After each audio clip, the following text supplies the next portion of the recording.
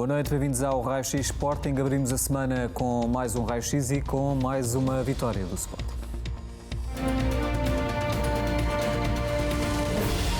O Sporting joga esta quarta-feira com o Besiktas depois da goleada imposta às Águias Negras em Istambul. Os Leões precisam de vencer para continuar a sonhar com o apuramento para os oitavos de final da Liga dos Campeões. Rubén Amorim pede aos adeptos casa cheia e um ambiente infernal em Alvalade. O campeão recebeu e venceu o Vitória de Guimarães com Coates, uma vez mais a vestir o papel de goleador na equipa de Rubén Amorim. Os Leões saem da 10ª jornada no topo do campeonato e na liderança partilhada da prova. A renovação de Pedro Gonçalves foi a última a ser assegurada pela SAD do Sporting, num trabalho que mereceu o apoio e os aplausos de Rubén Amorim em conferência de imprensa. O treinador espera agora selar novos vínculos com as estrelas do plantel.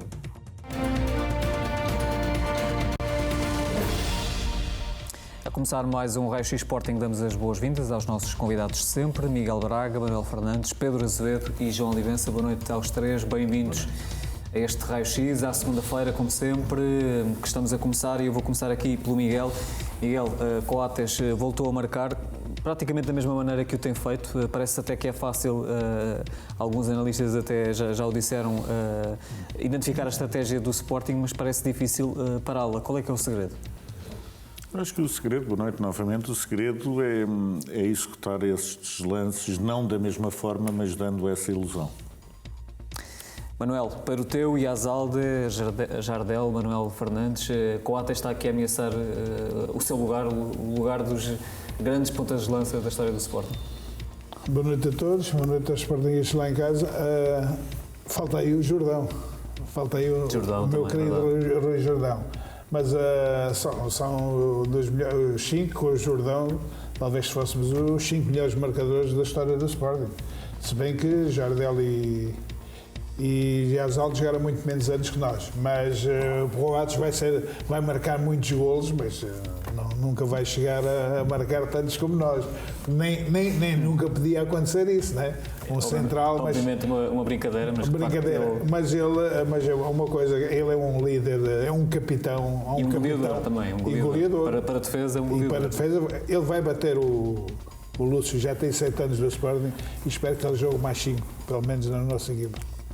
Pedro, tivemos alguns casos na última jornada da Taça da Liga, que, como sabe, não conta com vídeo-árbitro nesta fase.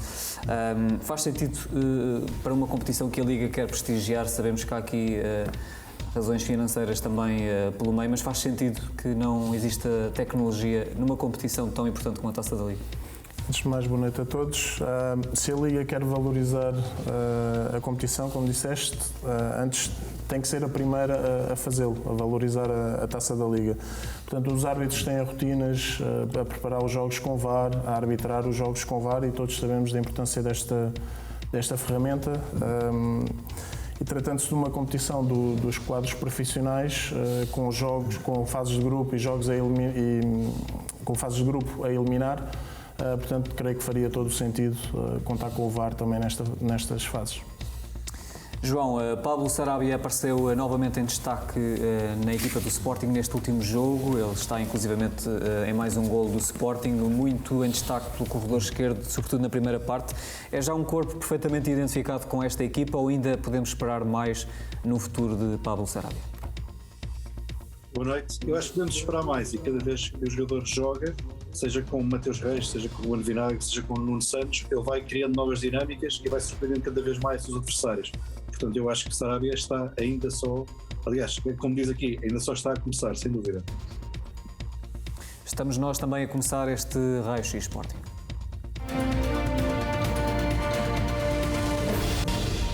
Olhamos já para o Besiktas. O jogo de quarta-feira é o próximo desafio do Sporting neste arranque de novembro, jogo muito importante para os Leões. Rubén Amorim também o assumiu no final da vitória sobre o Vitória de Guimarães, desafiando os adeptos do Sporting a encher o estádio José Alvalade. Vamos ver precisamente essa declaração do treinador do Sporting.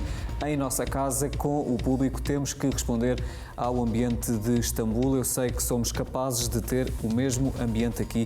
Foi a declaração declaração de Ruben Amorim, convocando os adeptos para o jogo de quarta-feira em Alvalade.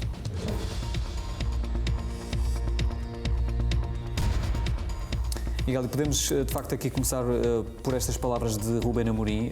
Todos vimos o ambiente que o Sporting encontrou em Istambul e, apesar de tudo, como isso foi difícil para a equipa. Percebes estas palavras do treinador do Sporting? Esta equipa merece, até pelo que tem feito, ter um estádio cheio e um ambiente verdadeiramente infernal para o adversário. Acho que sim, acho que deveríamos pagar da mesma moeda.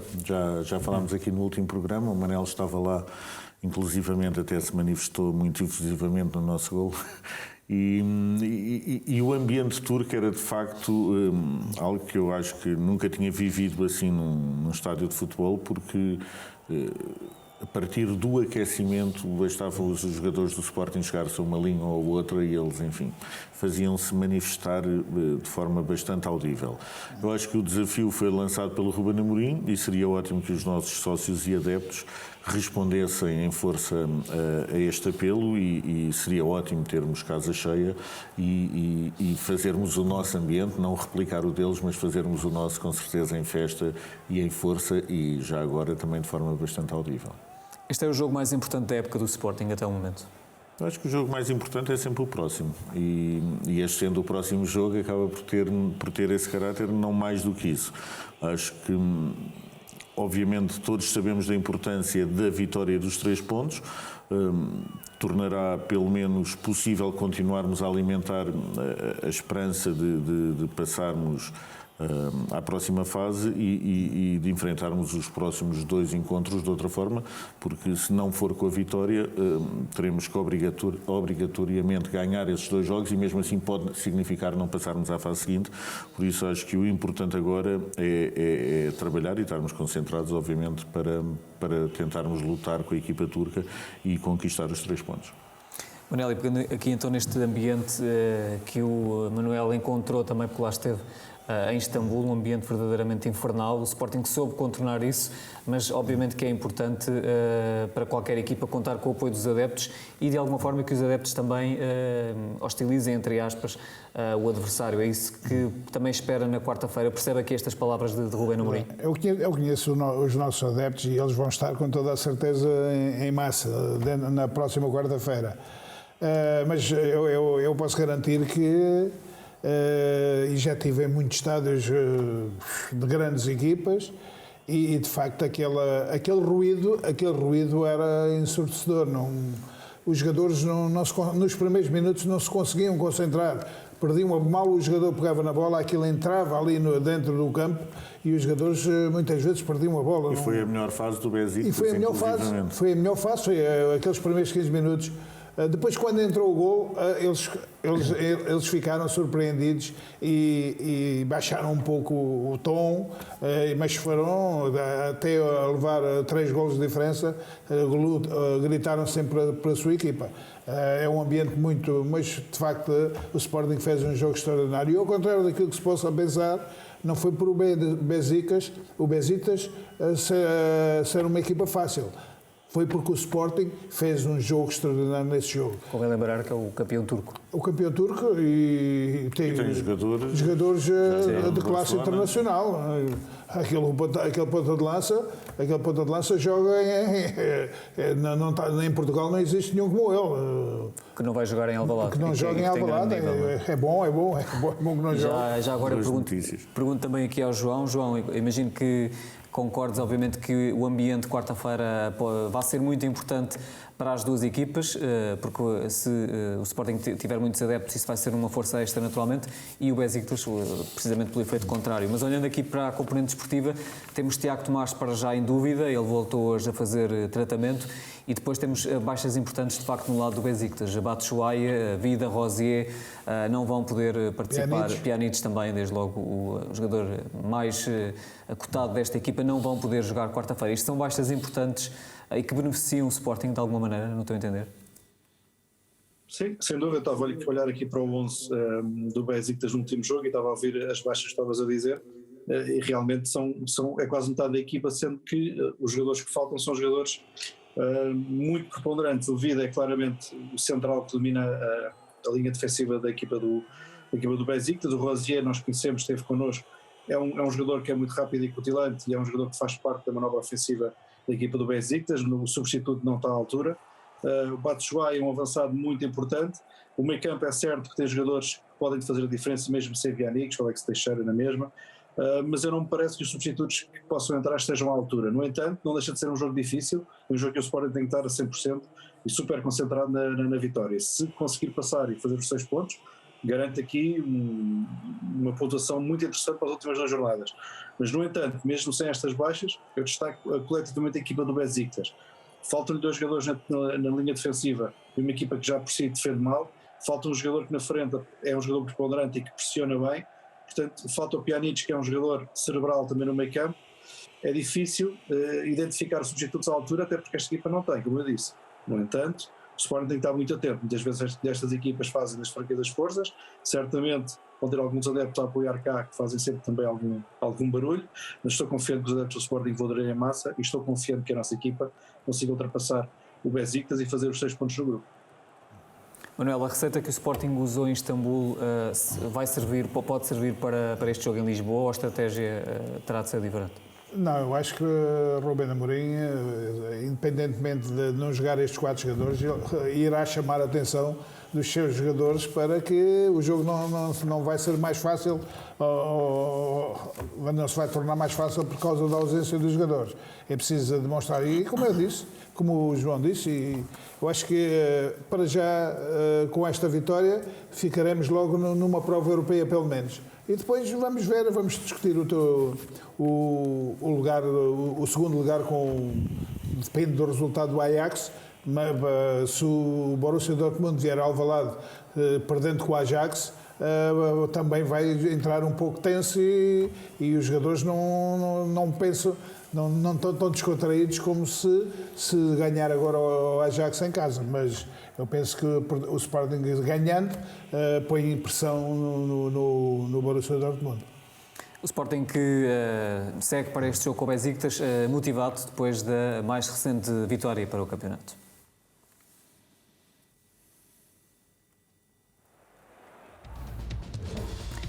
E vemos neste caso imagens então da vitória do Sporting, precisamente sobre o Vitória de Guimarães, os melhores momentos. Aqui aos 5 minutos, Pedro Gonçalves com uma grande oportunidade. Aos 12, grande defesa de António Adã a impedir o primeiro golo do Vitória de Guimarães e aqui o único golo do encontro. O pontapé de canto de Sarabia, o desvio de Paulinho e Coates mais uma vez a ser decisivo. O 4º golo da época, ele que marca há 3 jogos consecutivos. Mais lances importantes desta partida, aqui aos 34, grande oportunidade para o Vitória Sport Clube, Bruno Duarte muito perto do golo.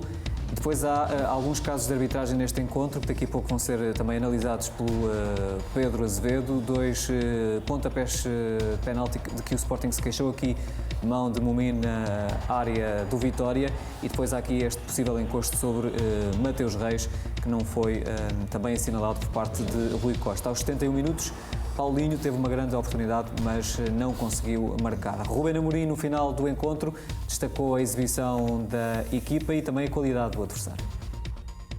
Podiam, mas o Vitória também teve as suas oportunidades. É uma grande equipa, um excelente treinador que vem sem responsabilidade e isso faz diferença e nós temos que saber viver com isso porque somos o Sporting, mas fizemos um excelente jogo, no fim notou-se algum cansaço, mas podíamos ter feito o segundo golo e depois aí as transições podemos ser melhores nessa fase do jogo, alguma displicência em certas situações, mas acontece e acho que acaba por ser justo num grande jogo de futebol.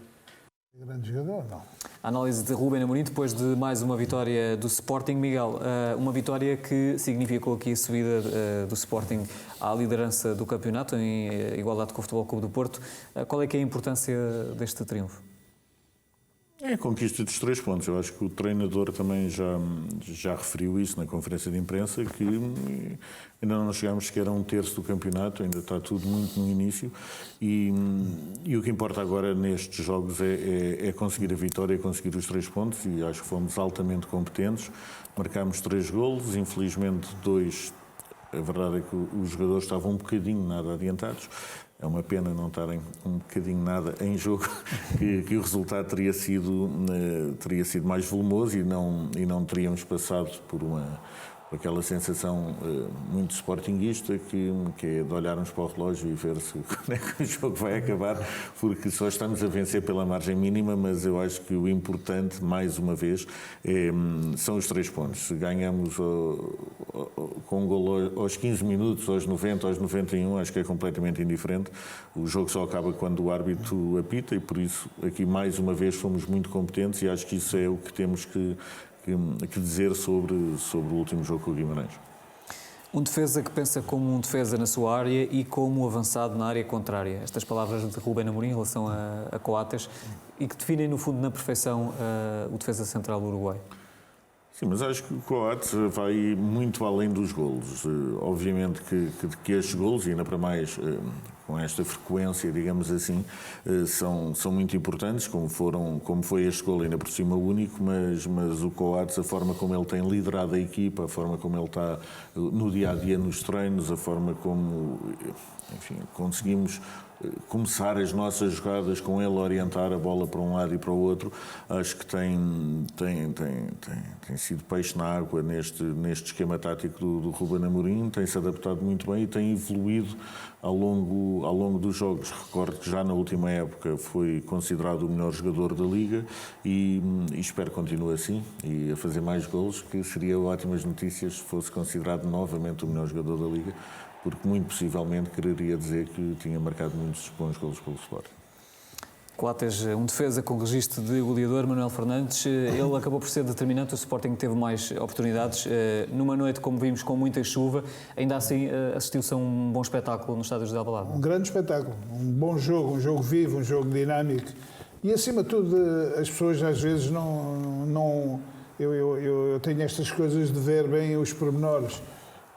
Há uma coisa que o Sporting teve uma consistência defensiva extremamente eficaz. O Sporting não deu veleidades nenhumas ao Vitória de Guimarães. Agora, quando uma equipa mete um golo aos 16, 17 minutos e depois não mete o segundo quando tem oportunidades para o fazer e não dando possibilidades ao adversário de criar situações de perigo, naturalmente nos últimos 10, 15 minutos o treinador adversário aposta tudo.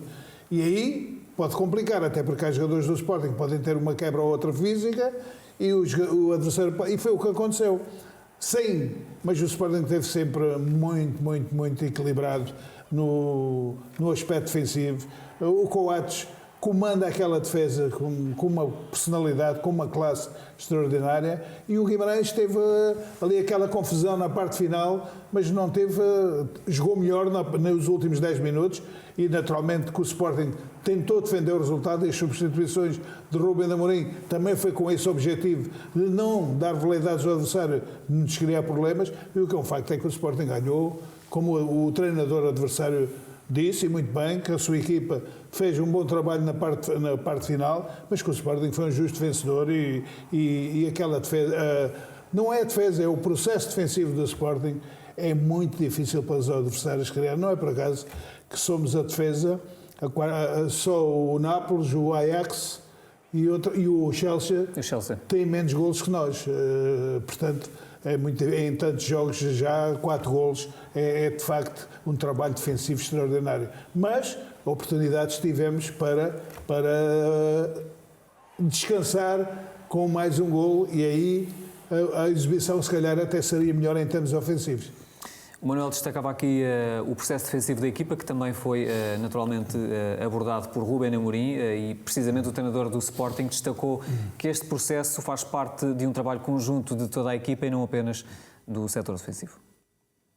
É uma das forças da equipa, já o era no ano passado, mas volto a dizer, não é só a defesa, muitas vezes é o desgaste que os homens da frente têm, não só a atacar, mas a defender, a pressionar, os dois médios, e depois são uma equipa muito solidária. Isso ajuda quando temos que defender, quando temos que montar um 5-4-1, quando temos que estar 3-3, como eu disse, a pressionar na frente, não sofrendo golos. A nossa equipa arranja sempre maneira de fazer um golo, nem que seja o Coates na bola parada, mas nós temos várias oportunidades onde podemos fazer golo, mas acabamos não sofrendo, acabamos sempre a fazer um. Um processo defensivo, João Olivença, que não passa apenas pelos 3 defesas centrais, nem pela linha de 5 defesas, digamos assim, quando assim acontece, mas que passa por toda a equipa, inclusivamente pelos avançados, como diz aqui o Rubén Amorim, estão numa pressão constante sobre o adversário, sobre os defesas contrários, e isso também faz parte do processo defensivo. Sim, nós a semana passada, não sei se te recordas, André, abordámos o facto do Sporting jogar com aquela linha bem organizada, de 3 jogadores, defender com uma linha de 5 e depois com uma linha de 4, como o Ruben falou, mais perto da zona do meio campo, também para evitar que o adversário ganhe espaço nas costas, e também quando a equipa está mais recuada e mais próxima da sua área, joga com esse 5-4-1.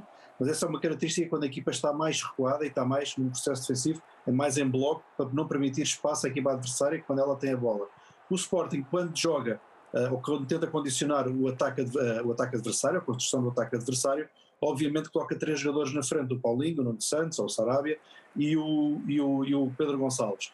E muitas vezes o que nós vemos é uma pressão constante destes jogadores ao portador da bola e ao fecho de espaços aos jogadores à sua volta, ou seja, ou para os laterais, ou então para o outro central. O Sporting consegue fazer isto muito bem. Depois também tem 2 médios, especialmente o Mateus Nunes, que vai aproximando, e o Palhinha, e vão fechando individualmente os jogadores médios da equipa contrária, que podem fazer a ligação com o ataque.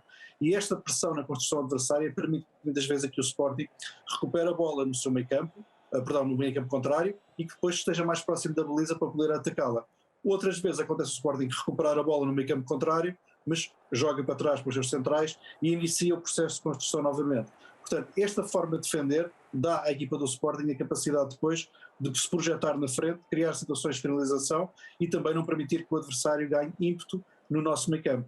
Quando isso acontece, e quando defensivamente o Sporting está muito coeso e joga naquela linha de 5-4-1, então aí o Sporting é uma equipa muito mais agressiva na transição, e é aí que o Sporting também faz a sua diferença. Portanto, o processo é obviamente coletivo, o Manuel estava a dizer, e com razão, mas tem esta nuance: pressionar a 3 na frente na construção do adversário, ou de fechar em 5-4-1 quando o Sporting defende mais em bloco perto da sua área. Já se falou, Manuel Fernandes, tantas vezes nesta linha defensiva quase perfeita do Sporting, de Rubén Amorim, e a verdade é que os dados estão aí. Esta defesa, este registro defensivo de 4 golos é o melhor do Sporting no campeonato nos últimos 29 anos. Isto é o trabalho coletivo, aliás, é o trabalho do treinador e dos seus colaboradores que faz esta perfeição. Eu estou muito atento à forma como o adversário tem a bola, como a defesa se coloca. Aquilo é uma coisa, é comandada pelo Coates, de facto, mas os outros estão muito rotinados naquilo. Há poucas falhas e daí os adversários terem poucas oportunidades de gol contra a nossa defesa. Portanto, eu acho que, e Ruben diz muito bem, uma defesa não são só as defesas que defendem, tem que ser o Paulinho, possivelmente, às vezes aquele gol de cabeça, se calhar ele, como corre, já é na parte final do jogo, como corre muito, desgasta-se muito durante o jogo no processo até defensivo da equipa, para não deixar os adversários verem à vontade, ali no ataque, na defesa adversária. Depois pode perder algum discernimento. E perde algum discernimento. Este gol, normalmente, Paulinho, até é um exímio cabeceador, ele fazia este gol, e este gol, se calhar já foi falta de capacidade física, porque era um gol que o Paulinho, a reação dele, e aqui entro eu, porque eu percebo, a reação dele foi: como é que é possível eu não marcar este gol?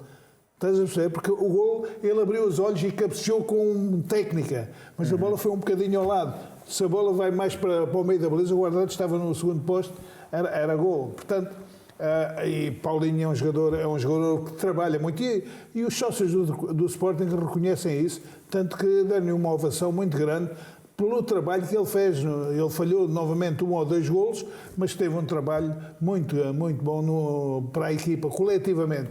E não são todos. E quando se defende-se todos, e o Sporting tem feito um trabalho extraordinário nesse aspecto. E isso deve-se ao trabalho diário que Rubén Amorim tem com os seus jogadores. Isto não é feito do acaso, isto não sai por acaso, sai com muito trabalho e com muito... E os jogadores hoje já interpretam este modelo de jogo com muito mais à vontade do que interpretavam o ano passado, que era uma novidade para eles. já têm muitos anos e conhecem aquilo que o treinador quer deles. Portanto, estamos no bom caminho nesse aspecto. Sabe que eu no outro dia estava a ouvir uma entrevista do Antunes ao Record, se eu não tenho erro, e estava o Antunes ainda a falar da época passada e que enfim, que houve uma derrota que fez a equipa pensar de uma maneira, e é interessante perceber que eu acho que esse espírito de perceber que se tem que andar sempre a 200 à hora, que se tem que puxar, é isso que nós temos visto. Tem jogadores mais criativos e mais atacantes, como jogando o Sarabia ou o Nuno Santos, indiferente, ou o Pote, ou o Giovane e o Paulinho e o TT, vê-se sempre a insistência do trio da frente a pressionar e a defender sempre de forma muito solidária. Dos outros, não querendo menosprezar, já estamos habituados a isso. A novidade, diria, na equipa do Sporting é que se consegue ver a equipa a funcionar como um bloco e esses três da frente a serem a primeira linha de defesa. Eu tenho quase a certeza, não sei, não tenho a certeza, porque não estou lá, não sei, mas tenho quase a certeza que Rubén de Amorim diz ao Sarabia: eu quero que tu desgastes, não podes jogar. Eu não quero que jogues 90 minutos a ritmo lento, quero que jogues 70 minutos a um ritmo elevado, que há de jogar 90 minutos. Mas, enquanto não tiveres essa condição física, portanto, o Rubén Amorim deve falar com ele nesse aspecto, porque o Sarabia já esteve a jogar muito bem e é substituído porquê? Porque a partir dos 70 minutos começa a corre muito. Corre muito. E ele não estava habituado no Paris Saint-Germain a correr assim. Eu via quando ele entrava, ele era mais um tecnicista e a equipa jogava mais lento, jogava com o... E aqui está-se a adaptar está-se a adaptar a novas realidades, naturalmente. E por falar em intensidade, para terminarmos também aqui esta análise individual deste Sporting Vitória, João, outro jogador que também apareceu fresco fisicamente, ele tinha descansado no jogo anterior para o campeonato, depois jogou para a Taça da Liga, mas apareceu muito bem agora frente ao Vitória, foi Mateus Nunes. Era preciso um médio, 2 no caso de alta rotação para este jogo, e Mateus ofereceu essa intensidade à equipa. Mateus ofereceu durante todo o período em que jogou, teve uma capacidade enorme de estar constantemente a fazer sprints na frente, uma capacidade de recuperação muito grande, marcação individual aos jogadores do meio campo que estavam em inferioridade numérica, porque o Vitória Sport Clube joga com 3 jogadores no meio campo, e aí torna-se mais difícil no momento defensivo, porque é mais um jogador que eles colocam naquela zona para tentar de alguma forma baralhar e tentar combinações. Portanto, aí o Mateus e o Palhinha tiveram que estar muito bem afinados e estiveram nesse capítulo. Portanto, o Mateus bem na organização defensiva a não permitir esse espaço, bem a ser rápido no ataque, nos contra-ataques, bem a dar apoio ao ataque, a ser mais um elemento estabilizador na defesa contrária. E nós temos aí uma imagem, assim que vamos mostrar, que espelha bem isso. E depois foi um jogador que defensivamente esteve sempre colado com a equipa. E isso é muito importante, porque não são só os 3 jogadores da frente, é ver que os 2 jogadores do meio campo vão alternando entre a marcação individual e a marcação à zona em momentos em que têm inferioridade e que conseguem ter sucesso ou, de alguma forma, condicionar o adversário ou obrigá-lo a jogar noutras zonas. Com bola, Mateus continua a ser um jogador que agarra na bola e corre a uma velocidade incrível, tem uma capacidade de transporte para um jogador que joga a médio centro enorme, e depois tem uma capacidade, e já está a melhorar a capacidade de último passe e de ter aqui a intenção de colocar a bola em zonas onde os colegas conseguem estar mais próximos de fazer uma finalização. E isso começa a ser muito importante, já não é só um médio de ligação e de transporte, é agora um jogador médio mais completo no que diz respeito à parte defensiva e à parte ofensiva. E depois lá está, a tal capacidade de aguentar o jogo a um ritmo elevado é incrível para um jovem deste, e a sua curva de evolução tem sido fantástica e eu não me parece que vai ficar por aqui. E ele era um ciclo infernal de 6 jogos consecutivos neste mês de outubro. O Sporting venceu todos e passou com distinção neste texto. É sempre bom, não é? 6 jogos, 6 vitórias, acho que era pelo menos esse o objetivo e acho que foi cumprido. E agora que venham mais 6, porque também a receita será sempre essa. Acho que o Sporting tem que, quando entra em campo é para ganhar. Acho que temos já muitos jogos pela frente e têm que ser encarados da mesma maneira. Acho que a equipa está obviamente de parabéns, mas como o Ruben disse muito bem, ainda estamos no início da época.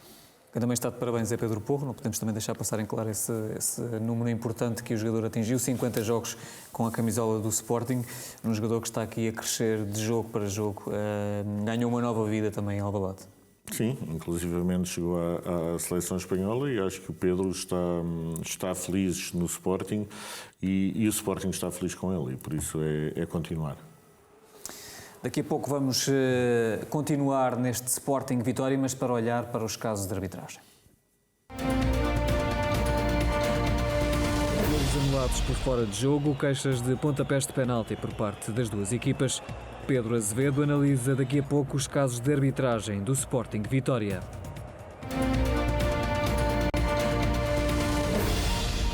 Para já vamos ao raio-x jogo com o João Olivença.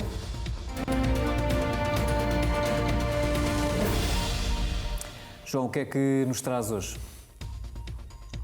Olha, eu hoje trago aqui uma capacidade que o Sporting tem de ter posse de bola, mas posse de bola com critério. Construção desde o guarda-redes até a criação de oportunidades na área contrária. Nós muitas vezes vemos o Sporting construir de várias maneiras, já tive aqui a oportunidade de mostrar várias vezes. Hoje vou com mais detalhe mostrar o posicionamento dos centrais no momento da construção e a capacidade que existe de ligação, quer por corredor central, quer por corredores laterais com os nossos jogadores. Uma das principais características é identificar que Coates, quando o guarda-redes tem a bola, quando o Sporting tem a bola nos centrais, é sempre um jogador que está à frente no seu vértice. Portanto, o Sporting acaba por ter aqui uma capacidade de ter um central que joga à frente dos outros dois centrais como se fosse um médio. Nesta jogada que nós temos aqui para mostrar, vemos aqui a capacidade que temos da equipa sair rápida e procurar nas costas da equipa adversária um passe em profundidade. Aqui o passe é muito bem feito e a entrada do Paulinho no espaço é fantástica. Depois o movimento todo é muito bem feito, depois o passe aqui com alguma sorte, mas é o Pedro Gonçalves que aparece em zona de finalização. Aquilo que nós podemos destacar é a capacidade que tem do Sporting de sair de zona de pressão nesta situação e criar uma mudança rápida do centro do jogo, criar imediatamente uma oportunidade. A equipa do Vitória toda balanceada no nosso meio campo, Mateus como linha de passe em cobertura para garantir mais a posse de bola ou um passe de ruptura na frente para o Paulinho. E o Sporting opta muitas vezes por este movimento. Cria-se uma situação de igualdade numérica e por mera casualidade e mérito de Varela é que o Sporting não faz o primeiro golo. Primeira situação em que o Sporting está sob pressão e mesmo sob pressão vemos ali o círculo no Mateus Nunes, o círculo no Mateus Reis e depois no Paulinho. O que o Sporting consegue fazer muitas vezes, e só para terminar nesta imagem, é dar uma linha de passe segura no meio campo, é ali o movimento do Mateus, mas também consegue dar uma linha de passe em profundidade e é esta a opção bem tomada pelo Mateus Reis e a bola entra no Paulinho. Portanto, esta é uma forma que o Sporting tem de jogar, que tem dado muitos frutos, a bola geralmente ou entra em profundidade pelo ar ou entra em profundidade pelo chão. Portanto, esta foi uma primeira fase de construção que o Sporting tem, que o Sporting consegue depois aparecer em zonas de finalização no final. A próxima imagem, nós vamos ter também a tal situação que eu expliquei do Coates funcionar quase como um triângulo e de ser a opção, muitas das vezes, de desequilíbrio da equipa adversária.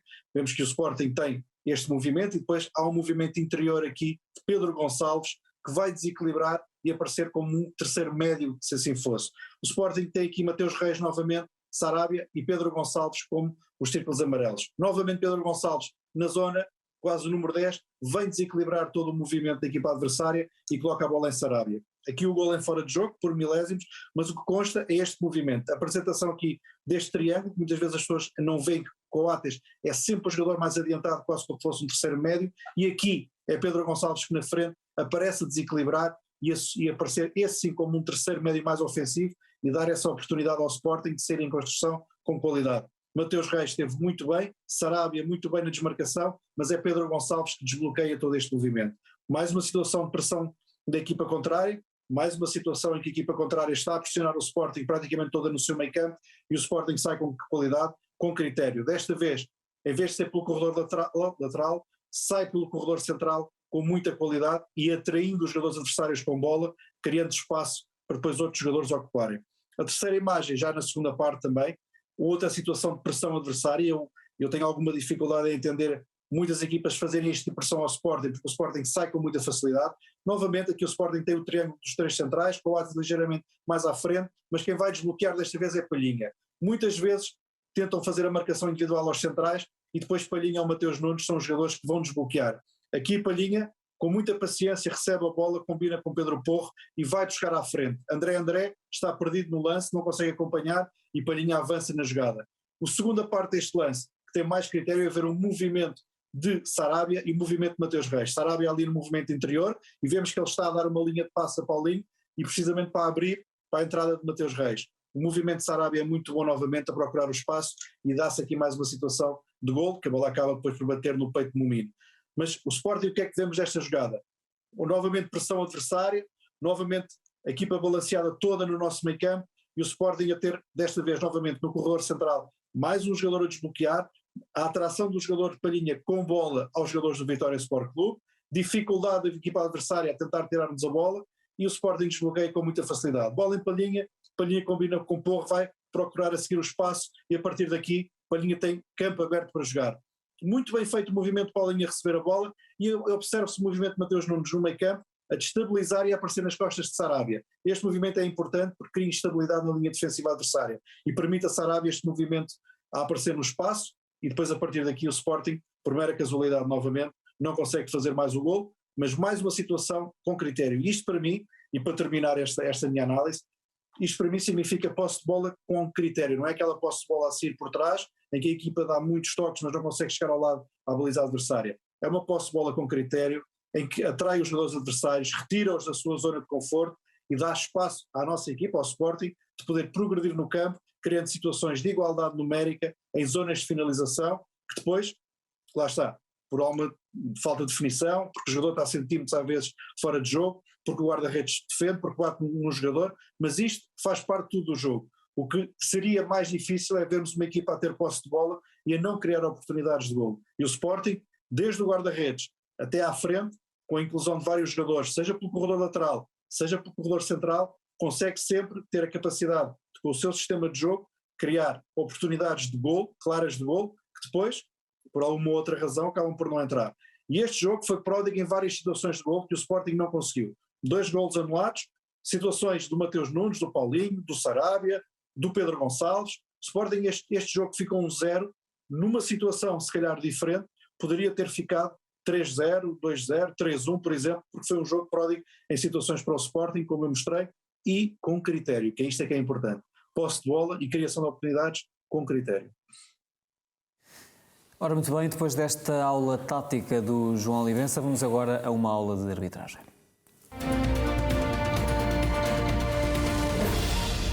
Vários casos para serem analisados pelo Pedro Azevedo, num jogo que teve ali, Pedro, sobretudo no fim, 2 lances que motivaram mais protestos por parte do Sporting, mas vamos começar pela primeira parte e pergunto se no minuto 27, quando foi anulado o golo a Pedro Gonçalves, se existia de facto fora de jogo de Pablo Sarabia.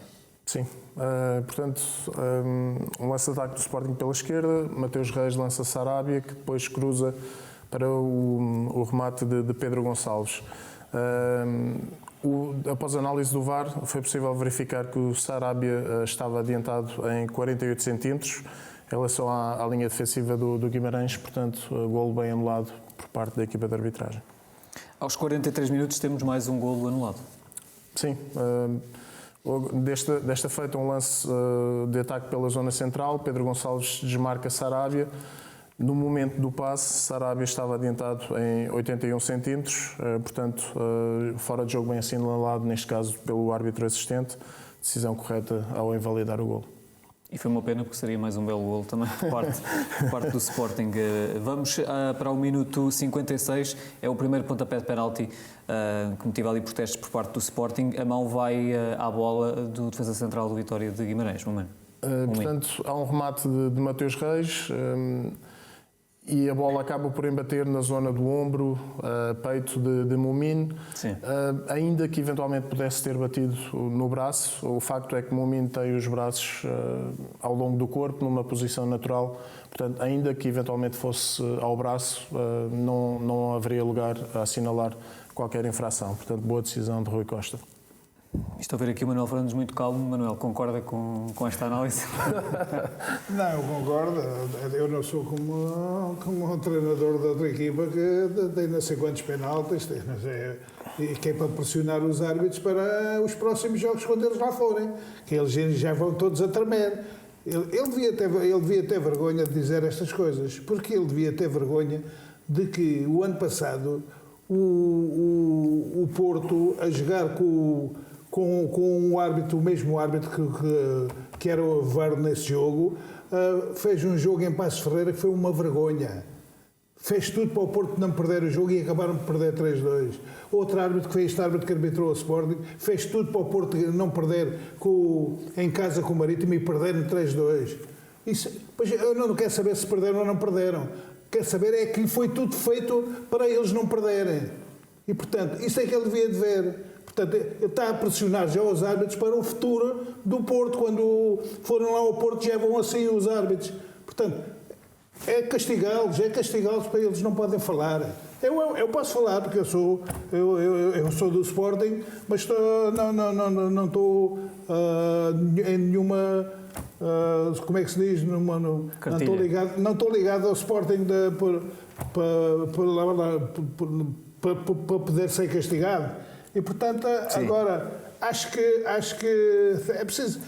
Este jogo do Porto, houve um penalti, sim senhora, isso eu garanto que houve um penalti. Com o Boa Vista. Com o Boa Vista, um empurrão para as costas ao Evanilson, esse é penalti.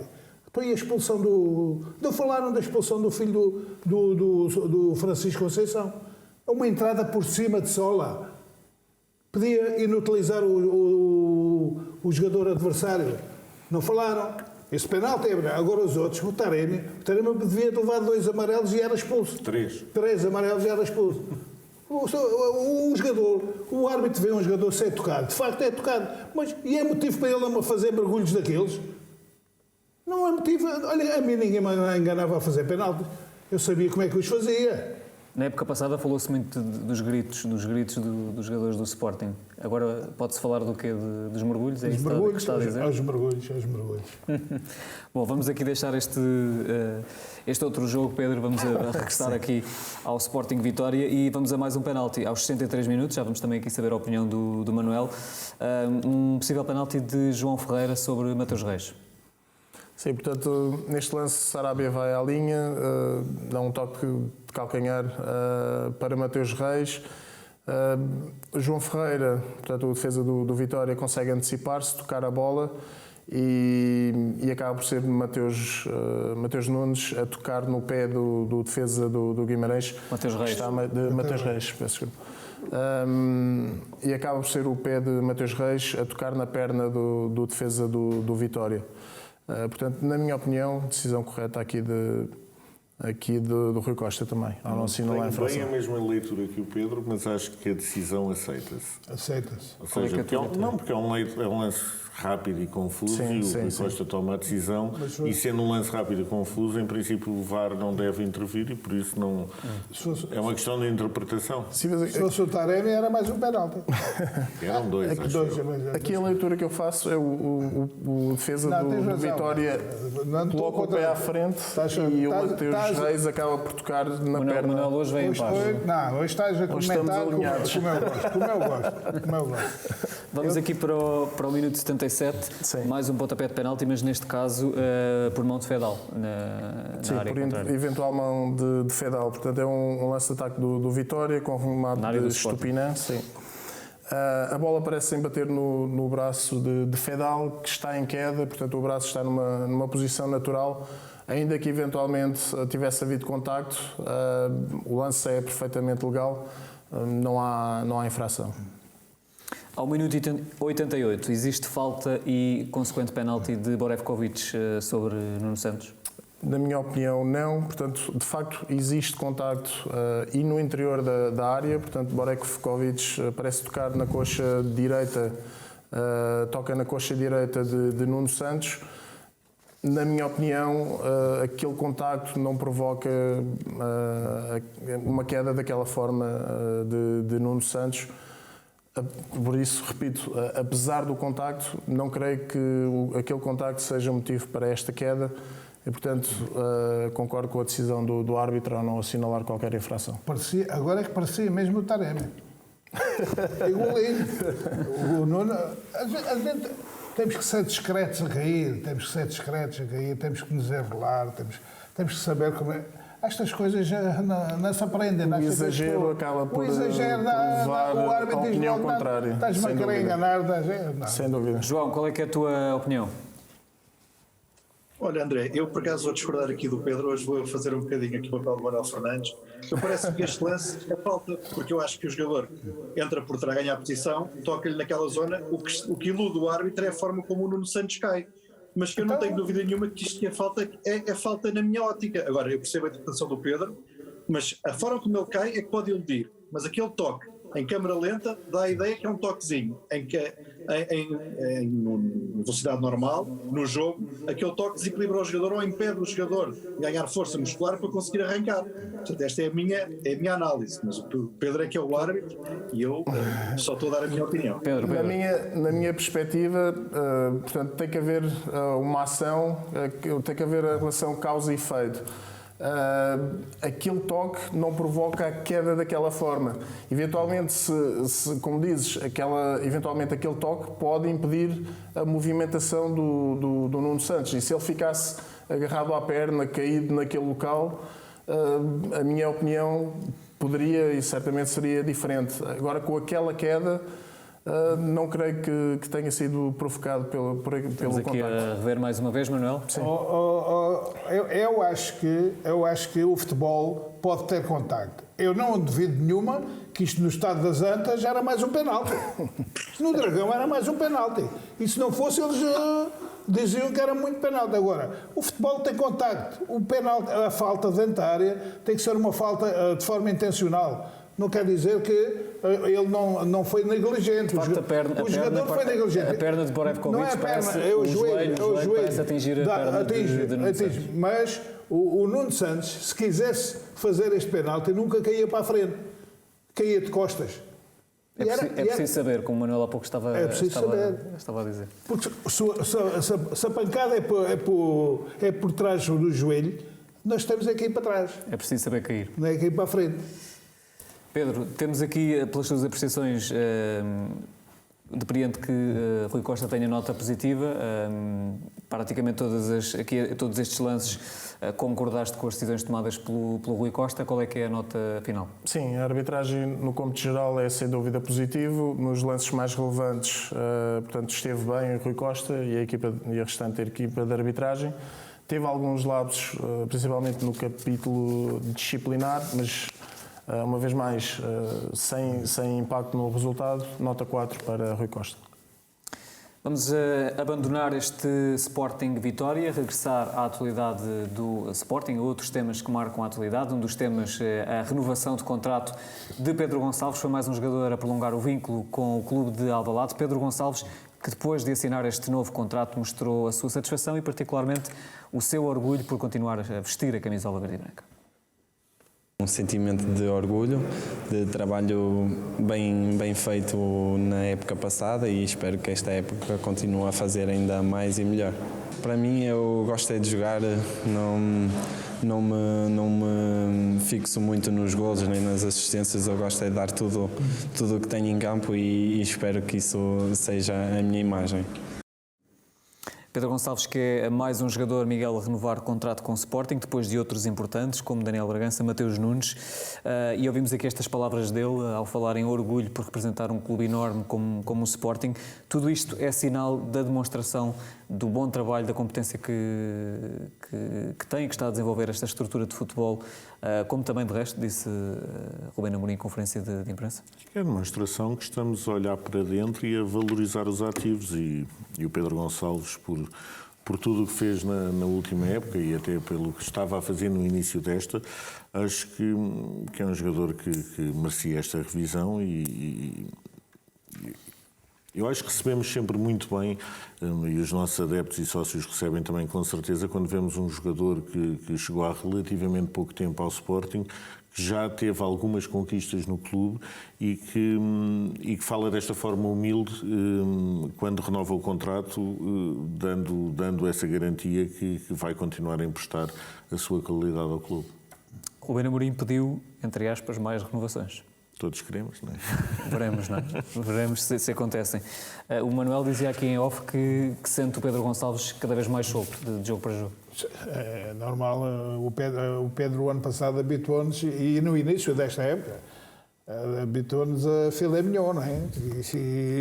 E ele agora já teve aquela paragem, foi uma paragem um bocadinho longa, para um jogador perder um bocado o ritmo competitivo. E eu sei que quando se tem uma paragem 3 semanas, 4 semanas, leva-se algum tempo até voltar ao normal e de facto ele já há 2 jogos ou 3 que está a voltar ao normal, ainda não conseguiu marcar, mas vai conseguir. Aquela finalização, eu vi o que ele quis fazer, mas o guarda-redes esticou a mão e por instinto defendeu, mas o Pedro continua com aquela classe a finalizar, a meter o pé à bola, deu um passe maravilhoso para os seus colegas finalizarem. Ele é bom a assistir, é bom a movimentar-se, é bom a finalizar, ele tem tudo e daí a direção renovar com ele muito bem e é assim, atempadamente que as coisas têm que se resolver. E ele agora eu diria que é quase vítima da sua boa prestação, porque 27 golos em 47 jogos pelo Sporting abre o apetite para mais, não é? Ele próprio disse que quer fazer uma temporada igual ou melhor do que a última, não é? Assim esperemos. Fez 4 golos nos primeiros jogos. Sim. E 4 belos golos. E 4 belos golos. Ora, vamos a outro tema, Miguel. A Taça da Liga, o Sporting venceu o Famalicão e está, no fundo, a um ponto de, mais uma vez, marcar presença na Final Four. Venceu por 2-1. Se empatar com o Penafiel, se empatar ou vencer, garante automaticamente então essa presença. O que significa, pergunto-te, que o clube, que é o detentor em título desta competição, continua a encará-la com a máxima seriedade? Todos os jogos com o objetivo de a vencer? Acho que todos os clubes encararam esta prova com a máxima seriedade, independentemente dos resultados da última jornada. E o Sporting deu uma grande demonstração e esse jogo acho que foram várias demonstrações, mas a principal terá sido dos próprios jogadores e do plantel, porque tínhamos uma equipa bastante mexida e renovada. Lembro-me que o Coates estava na bancada, o próprio Coates, e que jogou o João Virgínia, jogaram vários jogadores que não estamos habituados a, e deram uma ótima resposta. O Sporting entrou bastante forte, mais uma vez conseguiu impor o seu jogo, parecia que estávamos a ver os mesmos jogadores titulares, porque as dinâmicas estavam lá, a forma de jogar a equipa estava lá. Vimos, por exemplo, um Ugarte em grande nível, não é? Que tem jogado pouco. Exatamente, e percebermos que essa qualidade está no plantel de facto e que não apenas em 11 jogadores, e acho que essa mensagem foi muito importante, a resposta do plantel ter dado essa resposta, porque foi muito bem recebida, diria, pelos sócios e por adeptos e por toda a estrutura, obviamente, mas acho que o mais importante, mais uma vez, era a conquista dos 3 pontos, estávamos obrigados a isso. O empate poderia deixar-nos em maus lençóis, teríamos que ir a Penafiel fazer uma vitória por muitos golos e assim o trabalho ficou mais facilitado, nunca esquecendo que obviamente ainda faltam esses 90 minutos para conseguirmos chegar mais uma vez à Final Four. João, e se há pouco falávamos e estivemos aqui uma boa parte do programa a analisar a vitória do Sporting sobre o Vitória de Guimarães, o Vitória Sport Clube, a verdade é que a forma como o Sporting se apresentou neste jogo também estará diretamente relacionada precisamente com isto que o Miguel falava aqui, não é? A gestão que Rubén Amorim teve de fazer, ele já assumiu em conferência de imprensa que obviamente que essa gestão tem de ser feita para o clube continuar vivo em todas as competições, e eu pergunto se isto de alguma forma mostra que quando dizem que o plantel do Sporting é curto, que se calhar não é bem assim. Vimos aqui vários jogadores que não são habituais titulares a corresponderem da melhor forma, como o Ugarte, por exemplo.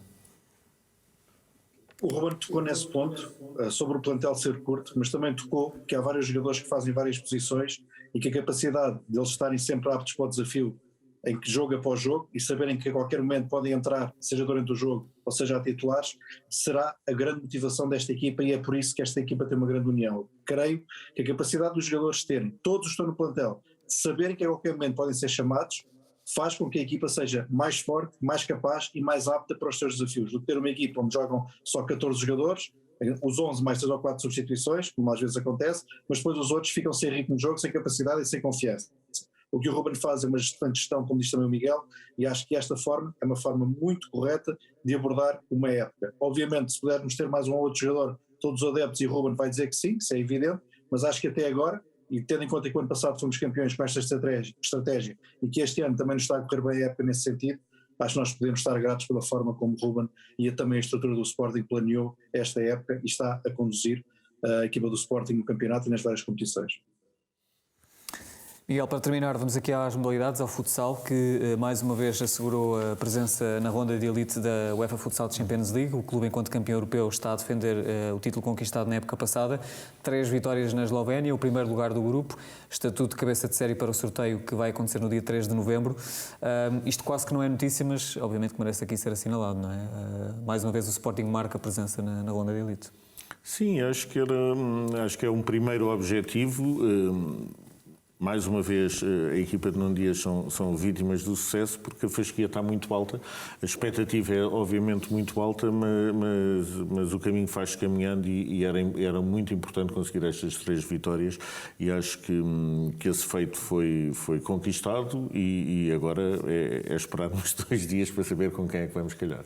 Um feito que foi conquistado também com brilhantismo e com mais um jovem da formação a ter a oportunidade de estrear, a marcar e fazer história. Exatamente, mais um atleta do Sporting que se estreia desta forma e o caminho é este, não é?